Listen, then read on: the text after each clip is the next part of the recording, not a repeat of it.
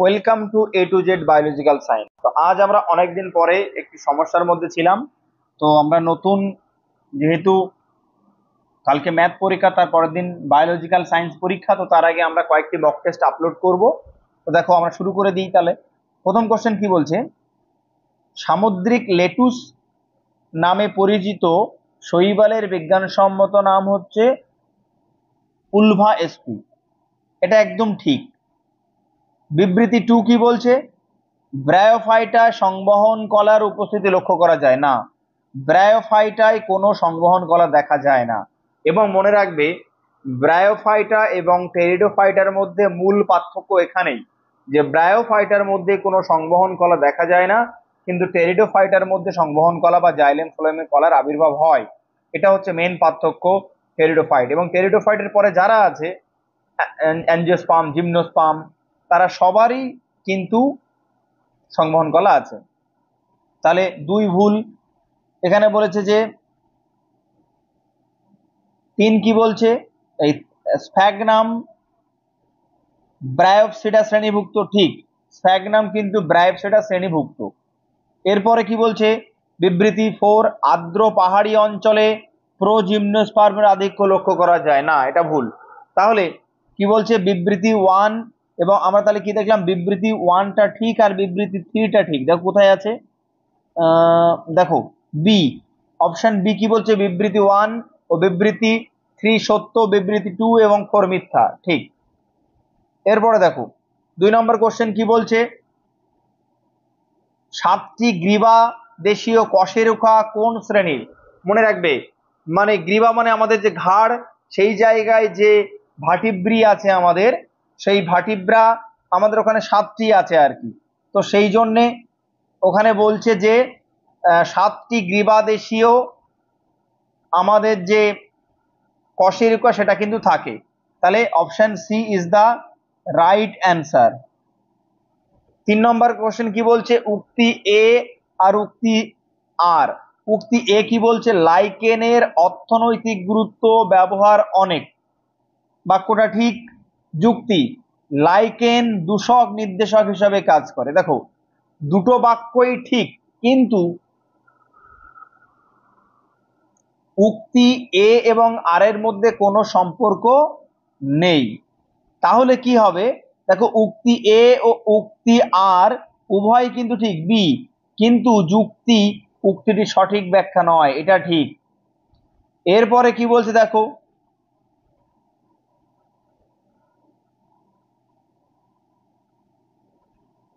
এরপরে বলছে 4 নম্বর কোশ্চেন, কোন জোড়াটি সঠিক। এর অ্যান্সারটি হলো, এখানে বলছে বিভিন্ন ক্লাসিফিকেশন দিয়েছে প্ল্যান্টের এবং তার বিভিন্ন উদাহরণ দিয়েছে। তো এদের মধ্যে যেটা হচ্ছে ঠিক, সেটা হচ্ছে ম্যালভেসি। ম্যালভেসি তুলো, অর্থাৎ 4-এর B is the right answer. এরপর দেখো 5 প্লিরোম ও পেরিব্লেম উভয় থেকে সৃষ্ট কলাতন্ত্র। মনে রাখবে, আমরা পড়েছিলাম যে ভাজক কলা 3 প্রকার প্রধানত ভাগ করা হয়, প্লিরোম, পেরিব্লেম এবং ডার্মাটোজেন। তার মধ্যে এই প্লিরোম এবং পেরিব্লেম এটা কিন্তু ভূমি কলাতন্ত্র, বি রাইট অ্যান্সার। এরপরে কি বলছে, 6 দাগের কোশ্চেন, সিলিয়া ও ফ্লাজেলা উভয়ই ড্যাশ থেকে উৎপন্ন হয় এবং উভয়ই একক পর্দার আবরণে আবৃত। যে আবরণী আসলে ড্যাশ বহিবৃদ্ধি। অর্থাৎ কি বলছে না, সিলিয়া ও ফ্লাজেলা উভয়ই কিন্তু ব্যাসাল বডি থেকে উৎপন্ন হয় এবং উভয়ই একক পর্দার আবরণে আবৃত, যে আবরণী আসলে প্লাজমা পর্দা, অর্থাৎ বি। 6-এর B is the right answer. 7-এর বি, এই 7 দাগের কোশ্চেন, দীর্ঘ অসুস্থতার পর যখন লোকেরা সুস্থ হতে থাকে তখন তাদের খাদ্য তালিকায় কখনো কখনো স্পিরুলিনা বা শৈবাল দেওয়া হয়, কারণ এটি খাদ্যের পরিপাক হজম করে, সহজ করে, অ্যান্টিবায়োটিক যুক্ত, অন্ত্রকে আগের অবস্থায় ফিরিয়ে দেয়, না প্রোটিন সমৃদ্ধ। মনে রাখবে, প্রোটিন যদি অভাব হয় তাহলে কিন্তু স্পিরুলিনা দেওয়া হয়। তাহলে 7 B is the right answer. 8 দাগের কোশ্চেন কি বলছে না, একবীজপত্রী উদ্ভিদের গুচ্ছমূল সৃষ্টির প্রাথমিক পর্যায়। তো মনে রাখবে, একবীজপত্রী উদ্ভিদের প্রথমে প্রাথমিক মূল হয়, তারপর সেখান থেকে মৌলিক মূল এবং সেখান থেকে গুচ্ছমূল। তাহলে 8 এ ইজ দা রাইট অ্যান্সার। 9 দাগের কোশ্চেন কি বলছে, অ্যাডেনিন হলো, তো অ্যাডেনিন এটা একটা purine base. 9 A is the right answer. 10 দাগে কি বলছে, বিবৃতি 1 ও বিবৃতি 2। বিবৃতি 1, বিবর্তনের জন্য মিওসিস আবশ্যিক। ঠিক, মিওসিস অবশ্যই আবশ্যিক। বিবৃতি 2, মিওসিস এ ক্রসিং ওভার ও জিন রিকম্বিনেশন ঘটে। বিবৃতি 2 ও ঠিক। অর্থাৎ এই ক্ষেত্রে দেখা যাচ্ছে যে দুটো বাক্যই কিন্তু ঠিক। অর্থাৎ বা এখানে বলছে বিবৃতি 2 হলো বিবৃতি 1 এর কারণ। তাহলে কিভাবে ব্যাখ্যা করবে এই ঘটনাটাকে? 10 বি হবে রাইট অ্যান্সার। তাহলে কিভাবে হবে দেখো, বিবৃতি 2 মানে মিওসিস বা ক্রসিং ওভার হয় বলেই তো ভ্যারিয়েশনটা আসে, সেই কারণে বিবর্তন তাকে সাহায্য করে আর কি। তাহলে 10 B is the right answer. 11 দাগের কি বসছে, প্রাণী রাজ্যের প্রথম প্রকৃত সিলোমের আবির্ভাব ঘটে। এটা তো একদম সহজ কোশ্চেন, অ্যানিলিডা। প্রোটিনের মূল একক কোনটি? তো সবাই জানো প্রোটিনের মূল একক অ্যামাইনো অ্যাসিড 12C।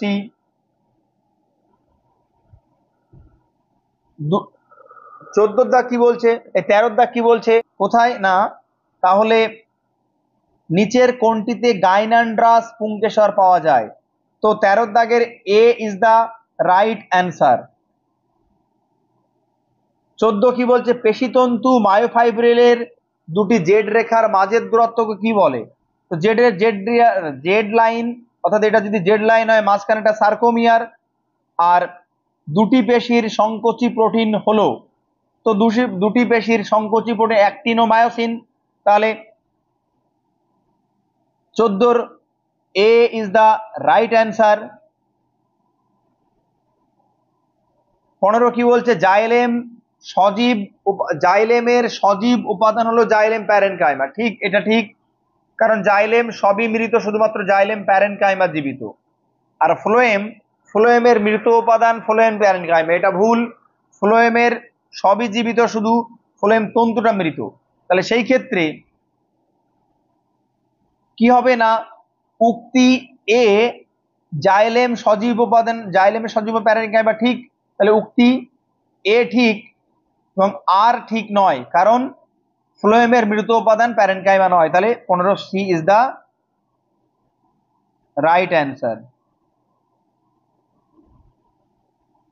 16 দাগের কি বলছে, এর মধ্যে কোনটি বায়োলজিক্যাল হটস্পট নয়? তো তোমরা সবাই জানো এটা হচ্ছে ডি, গাঙ্গেয় সমভূমি বায়োডাইভার্সিটি হটস্পট নয়। বিবৃতি 17 দাগ কি বলছে, প্লাস্টিডের উৎপত্তি প্রোপ্লাস্টিড থেকে। বিবৃতি 2 কি বলছে, ক্লোরোপ্লাস্টিড অন্য 2 প্লাস্টিডের রূপান্তরিত হয় না। এটা একদমই ভুল। কিন্তু প্রথম যে কোশ্চেন সেটা বিবৃতি 1 অর্থাৎ প্রোপ্লাস্টিডের উৎপত্তি প্রোপ্লাস্টিড থেকে, এটা ঠিক, কিন্তু ক্লোরোপ্লাস্টিড থেকে অন্য প্লাস্টিড রূপান্তরিত, এটা ঠিক নয়। তাহলে 17 D is the right answer. বিবৃতি 1 ক্লোরোপ্লাস্ট, হ্যাঁ ঠিক ঠিক। এটা একটা জিনিস দেখো, ক্লোরোপ্লাস্ট মানে হচ্ছে ক্লোরোপ্লাস্টিড অন্য 2 প্লাস্টিডে রূপান্তরিত হয়। তাহলে বিবৃতি 1 এবং বিবৃতি 2 উভয়ই কিন্তু সত্য। এরপরে দেখো 18 দাগের কোশ্চেন কি বলছে, এই ক্ষেত্রে আমাদের দেখতে হবে যে কোনটা সম্পৃক্ত ফ্যাটি অ্যাসিড, কোনটা অসম্পৃক্ত ফ্যাটি অ্যাসিড। তাহলে দেখো, আমরা জানি যে সম্পৃক্ত ফ্যাটি অ্যাসিড হচ্ছে পামিটিক অ্যাসিড,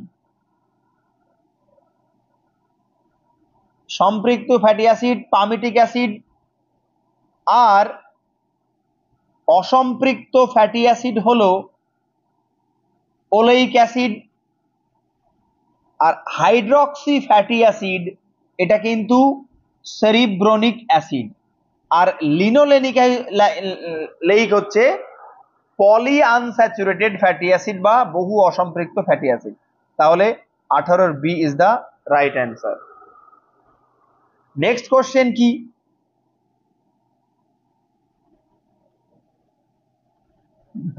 বীজ মধ্যস্থ ভ্রূণের ভ্রূণকের সঙ্গে সংলগ্ন পাতাকে কি বলে? অর্থাৎ বীজ যেটা দেখতে পাচ্ছ সেই বীজের বাইরে অর্থাৎ বীজের মধ্যস্থ ভ্রূণাক্ষের ওখানে যে থাকে তাকে বলে বীজপত্র। 19 বি। এরপরে দেখো বলছে বিবৃতি 1 20 দাগের কোশ্চেন, মেটাফেজ দশায় ক্রোমোজোমগুলি নিরক্ষীয় তলে আসার পদ্ধতিকে মেটাকাইনেসিস বলে। দেখো এইটা কিন্তু একটু গন্ডগোল, কারণ এই ক্ষেত্রে মেটাকাইনেসিস কিন্তু বলে না। কারণ মেটাকাইনেসিস কি, মেটাকাইনেসিস হচ্ছে এটা অ্যাকচুয়ালি মেটাক্রোসিস, সেটাকে ওরা মেটাকাইনেসিস বলেছে। বিবৃতি 2 কি, ক্রোমোজোমের সেন্ট্রোমিয়ারের বেমতন্তুর সঙ্গে যুক্ত হয়, ঠিক। অর্থাৎ বিবৃতি 1 মিথ্যা কিন্তু বিবৃতি 2 সত্য। তাহলে 20 B is the right answer. এরপরে দেখো 21 দাগের কোশ্চেন, একদম সহজ কোশ্চেন। তো ইন্টারফেরন কি, একটা প্রোটিন। ইন্টারফেরন একটা প্রোটিন। ডায়াটম মৃত্তিকা কি, সিলিকা। ভাইরয়েড প্লাজমিড ডিএনএ, আর ভাইরয়েড আরএনএ। তাহলে অ্যান্সার কোনটা হবে না, 21 সি হবে রাইট অ্যান্সার। আম্লিক অ্যামাইনো অ্যাসিড হলো, তো এর মধ্যে আম্লিক অ্যামাইনো অ্যাসিড, গ্লুটামিক অ্যাসিড ও অ্যাসপারটেট মানে বোথ বি আর সি, অর্থাৎ ডি এর রাইট অ্যান্সার। আলুর ভোজ্য অংশ, তো আলুর ভোজ্য অংশ কিন্তু এটা ইন্টারেস্টিং কোশ্চেন, যে আলুর ভোজ্য অংশ কিন্তু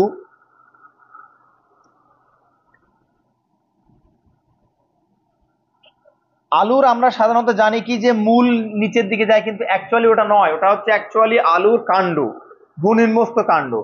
তাহলে আলুর বি, এই আলুর ভোজ্য অংশ হচ্ছে কাণ্ড, B is the right answer.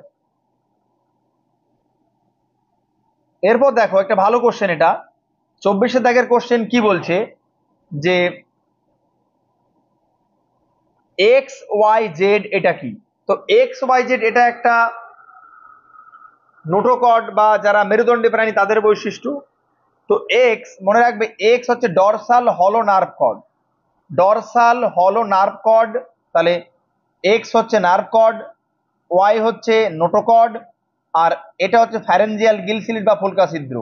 তাহলে 24 A is the right answer. Dorsal হলো নার্ভ কর্ড, তারপরে তার একটু ভিতরের দিকে নোটোকর্ড এবং গলবিলীয় ফুলকা ছিদ্র, এটা হচ্ছে মেরুদণ্ডী প্রাণীদের বৈশিষ্ট্য। এরপরে রাসায়নিকভাবে রাইবোজোম হলো, তো রাসায়নিকভাবে রাইবোজোম একদম সহজ কোশ্চেন, রাইবো নিউক্লিয় প্রোটিন। 26 দাগের কোশ্চেন কি বলছে দেখো, যে ব্যাঙের রক্ত সংবহনের পর্যায়গুলি সঠিক। তো প্রথমে মনে রাখতে হবে যে ব্যাঙের ক্ষেত্রে সাইনাস ভেনোসাস সংকোচন ও ভেনাস ব্লাড থেকে ডান অলিন্দে আসে। তার মানে কি, ডান অলিন্দে ওদের দূষিত রক্ত আসছে ডান অলিন্দে, সেই দূষিত রক্ত এবার কোথায় যাবে না, তাহলে ডান অলিন্দে, দেখো ডান অলিন্দে দূষিত রক্ত আসলেও তাহলে বাম অলিন্দে তো বিশুদ্ধ রক্ত আসবে।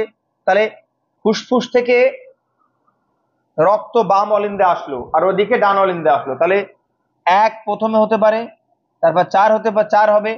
তারপর কি বলছে দেখো, এরপরে কি হতে পারে, এরপরে তাহলে অলিন্দে রক্তপূর্ণ হলে এবার অলিন্দ সংকোচন হবে, তাহলে 1, এটা প্রথমে 1,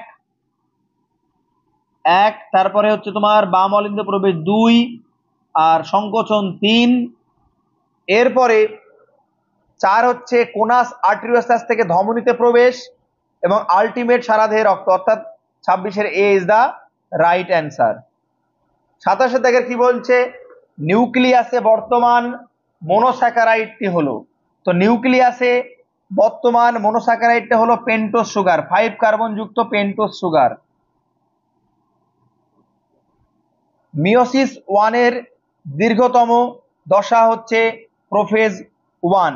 very very important question, prophase 1। মজ্জাবিহীন সরল স্টিলিকে কি বলে না, মজ্জাবিহীন সরল স্টিলিকে বলা হয় প্রোটোস্টিলি, প্রোটোস্টিলি। আর মজ্জাযুক্ত সরল স্টিলিকে বলা হয় সাইফোনোস্টিলি।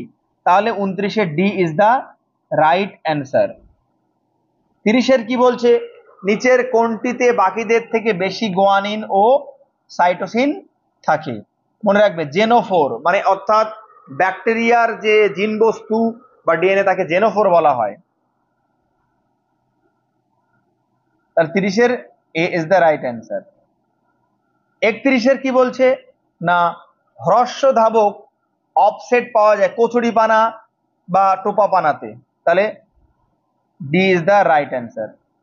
32 কি, উদ্ভিদের কোষ প্রাচীরে সবচেয়ে বেশি পরিমাণে যে মাইক্রো মলিকিউল থাকে সেটা হচ্ছে সেলুলোজ।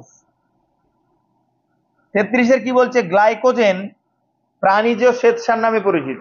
ঠিক, গ্লাইকোজেন প্রাণীদের যকৃতে সঞ্চিত হয়।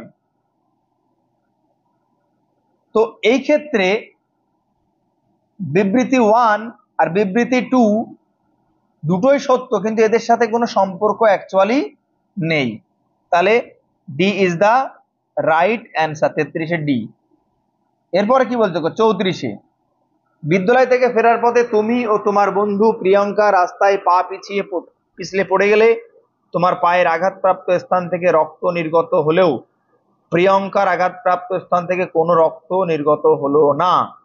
এর কারণ কি? এর কারণ হচ্ছে প্রিয়ঙ্কার